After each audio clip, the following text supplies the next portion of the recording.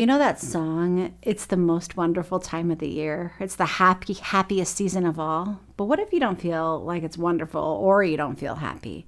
I'll be honest, the holidays are a little hard for me.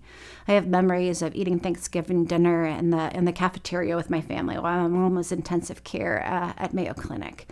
I have memories of setting up a little tree in my mom's ICU room, hoping that she's going to wake up out of her coma, or walking downstairs in the clinic to the atrium right as they had said that she was going to die, and the choir was singing "I'll Be Home for Christmas." I have those kind of memories that make this a hard season for me.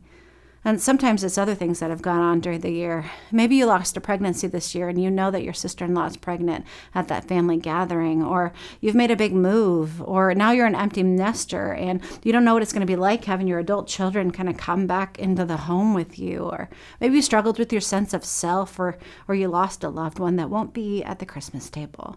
What do we do when it's not the happiest season of all, or the happiest season? It just comes with some layers. So the truth is that God actually gave us the ability to experience joy, no matter what those layers are. And author Brene Brown actually suggests that joy is actually the most vulnerable emotion that you and I can feel. It's one of the most vulnerable emotions because we're always afraid that the next shoe's going to drop. We're always afraid that if we hold this joy, it won't last very long, or it won't be enough joy to sort of go around, or that the rug will get pulled out from under us. We start to actually wonder, like, who am I to feel this joy? We start to feel like, am I even worthy of being this happy? I mean, what about all the starving children and people experiencing war? Who am I to actually experience joy? Whatever we are, we wonder who we're happy to be in the circumstance, or to be entirely overcome with the abundance and beauty of the world and all the things that God has offered us. We find that the one thing that we're actually most afraid to feel, it's not anger, it's not sadness, it's not fear. The one thing that we're most afraid to feel is actually joy. But friends, here's the truth.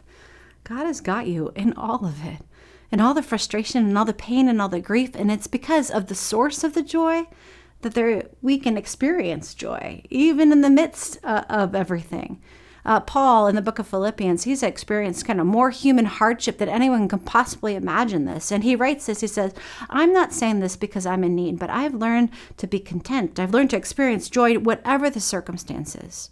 Paul goes on, he says, "I know what it is to be in need, and I know what it is to have plenty.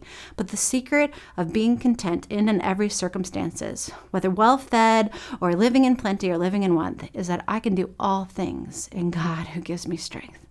So friends, God's got you this holiday season, so you can experience joy no matter what.